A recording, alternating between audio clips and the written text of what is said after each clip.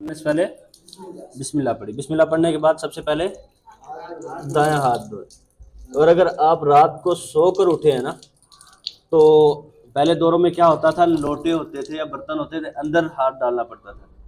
अगर अभी भी कभी ऐसी नौबत आए तो आपने अंदर हाथ नहीं डालना, बल्कि उससे पानी बाहर अंडेलना। नबी करीम सल्लल्लाहु अलैहि वसल्लम ने मना फरमाया कि हाथों को, क्योंकि इंसान नहीं जानता रात सोए पड़े उसका हाथ कहाँ कहाँ घूमता रहे, सैरे करता रहे। ठीक है, तो सबसे पहले बिस्मिल्लाह पढ़ने के बाद अपने दायां हाथ धो लिया, फिर क्या धोया, बायां हाथ। उसके बाद आपने क्या करना है, कुल्ली करनी है। कुल्ली के दो तरीके हैं, नबी करीम सल्लल्लाहु अलैहि वसल्लम साबित है। एक तो आपने एक ही चुल्लू लिया,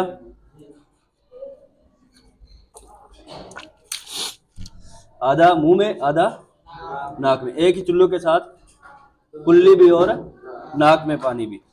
एक तरीका ये है, और दूसरा तरीका वही जो हम आम रूटीन में करते हैं। ठीक है,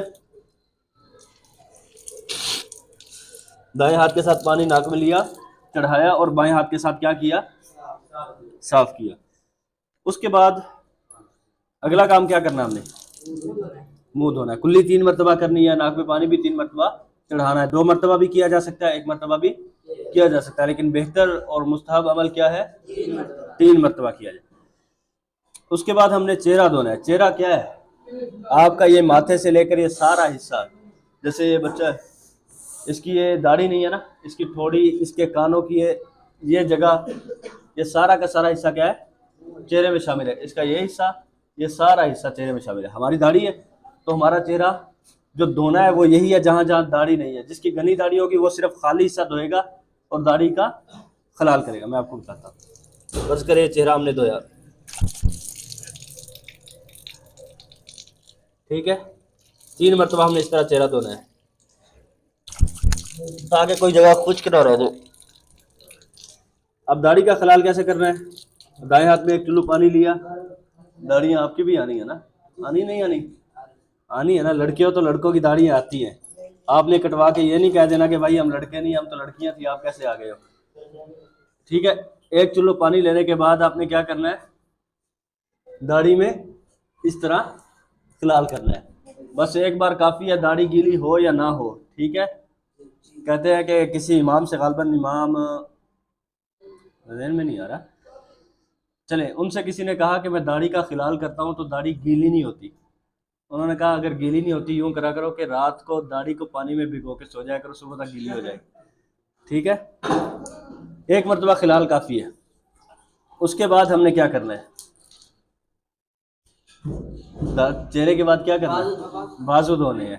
कहाँ तक धोने हैं, कूहनियों तक धोने हैं। ठीक है, ये क्या टूटी खराब है, अच्छा, ये कूहनियों तक हमने धो लिए, बाजू 3 मरतबा धोने हैं। धो लिए हाथों समेत, यानी कि सिर्फ यहाँ से हाथों समेत कूहनियों तक। ठीक है, इसके बाद हमने बायां बाजू धोया,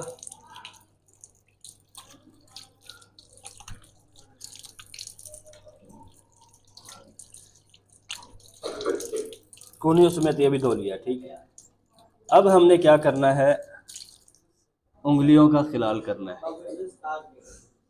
जिब्राइल अमीन अलैहिस्सलाम ने नबी करीम सल्लल्लाहु अलैहि वसल्लम को उंगलियों का खिलाल करने का कहा था।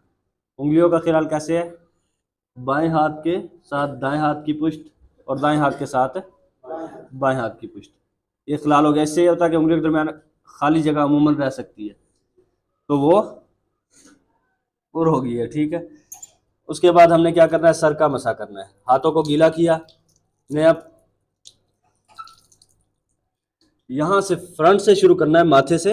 माथे से मुराद ये नहीं यहाँ से, बालों से, जो आगे माथे के पास बाल है, यहाँ से शुरू करके हम ले गए ऐसे बिल्कुल पीछे, यहाँ जहाँ हमारे बाल खत्म हो रहे हैं वहां से फिर वापसी से ऐसे ही ले आना। ठीक है, उसके बाद हमने कानों का मसा करना है। कानों के लिए नया पानी भी ले सकते हैं, उसी पानी से भी कर सकते हैं। नबी करीम सल्लल्लाहु अलैहि वसल्लम फरमाया था अल-उज़ुनानी मिनर रास, कि कान जो है ये भी सर का हिस्सा है। तो कानों का मसा ऐसे करना है कि कानों के अंदर जितनी भी जगह, सारी जगहों पर हमारी उंगलियां घूमनी चाहिए। जैसे कान का ये हिस्सा है, यहाँ से आप शुरू करें, ऐसे यहाँ से घुमाएं और यहाँ तक। ठीक है, इस तरीके से भी आ सकते हैं और इस तरीके से भी आ सकते हैं, दोनों तरीके से। बस असल मकसद है कानों के अंदर जितनी भी ऊंच नीच बनी हुई है हर जगह पे आपकी उंगली पहुंच जाए। उसके बाद आपने क्या करना है, पाँव धोने हैं।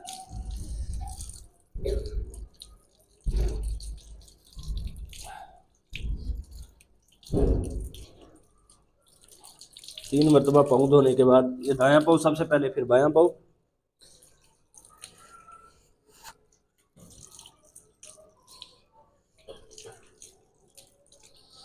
उसके बाद आपने क्या करना है, पाँव में कोशिश करनी एड़ियों का, या ये जिसे हम क्या कहते हैं इन्हें, टखने, हाँ गिट्टे जिसे हम कहते हैं हमारे जो, तो इनका हमने ख्याल रखना है। और ये छोटी उंगली, अब आखिर पे क्या करना, छोटी उंगली लेके उंगलियों के दरमियान खिलाल कर लेना है, क्योंकि ये जगह भी अमूमन खाली रह जाती है, हाथों की बिस्बत ये ज़्यादा खाली रहती है। ये हो गया हमारा वुज़ू मुकम्मल। अब वुज़ू के बाद वाली दुआएं पढ़नी है हमने, और उससे पहले एक और काम कर लें। कुछ लोग होते हैं जिनको वसवसा आता है कि हम जब नमाज पढ़ रहे होते हैं वसवसा आता है जैसे मेरे कपड़े ख़राब हो गए हैं, पेशाब के कितने लग गए, तो उस वसवसे से बचने के लिए आपको लाजिम है एक छोटा पानी थोड़ा सा लेके अपने शलवार पे इस तरह छिड़क ले, तो आपको जो वसवसा आएगा उसका ये अच्छा इलाज है। बस उसके बाद आपने दुआ पढ़ी और वुज़ू ख़त्म हो गया। इसी तरीके से मुकम्मल वुज़ू है। ठीक है।